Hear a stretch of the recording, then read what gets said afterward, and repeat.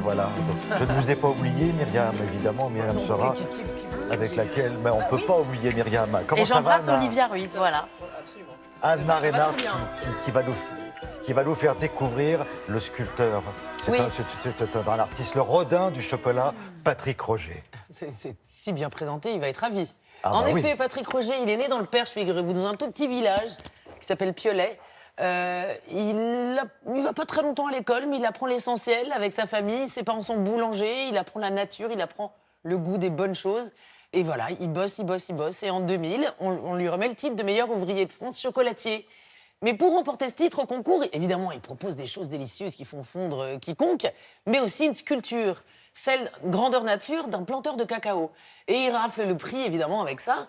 Mais alors, dans son atelier, c'est complètement fou. Il défie les lois de la gravité, les lois du cadre académique. C'est une personnalité libre, il ne s'arrête jamais. Il sculpte. Comme tous les sculpteurs, ceux qui partiraient, par exemple, en plâtre ou en terre, comme souvent.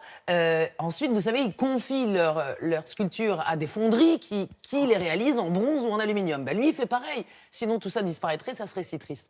Et alors, vous allez voir, il est vraiment compliqué à suivre.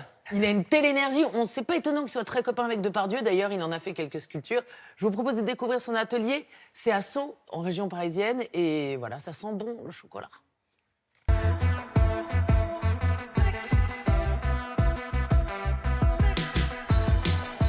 Travailler cette matière, c'est vraiment le Graal. C'est vraiment mon mode d'écriture. Et c'est ce qui fait que j'ai sans doute une œuvre qui est plutôt inconnue, peut-être même exceptionnelle. Par la matière, évidemment, j'obtiens ce résultat.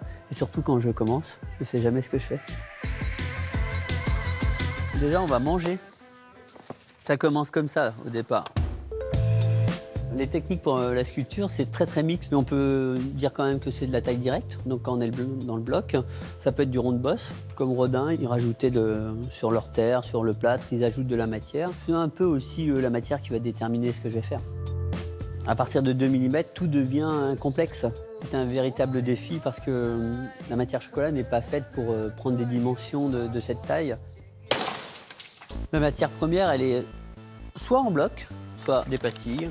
Et par exemple, là-bas, Depardieu, donc lui, il a été fait avec les pastilles, du cacao poudre, à plat sur les tables. Et après, on a sorti ça par la fenêtre, c'était à l'étage, c'était un chantier de dingue. Et donc, cette porte, il n'y a personne derrière. Il a fait 1 tonne en bronze, avec un doigt. Gérard, il s'en va, il dit, les gars, vous m'emmerdez. Ça, c'est le travail sur l'arrêt. Le point de départ, c'est le pack d'égout.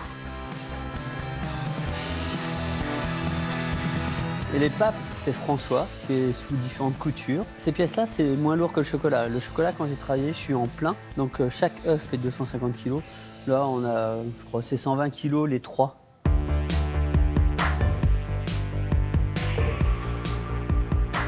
On a 2-3 orang-outans qui se promènent avec le bronze ou avec l'acier. Où là, on est carrément on est en marbre.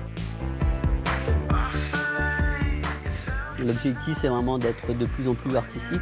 Je pense le fait de ne pas avoir de culture, de ne jamais avoir pris de cours de quoi que ce soit, je suis complètement libre. Donc tout ce que je fais, je ne sais pas comment je fais. Donc je sais juste ce que je vais réaliser, quel est le chemin. Je ne sais pas le chemin que je vais emprunter.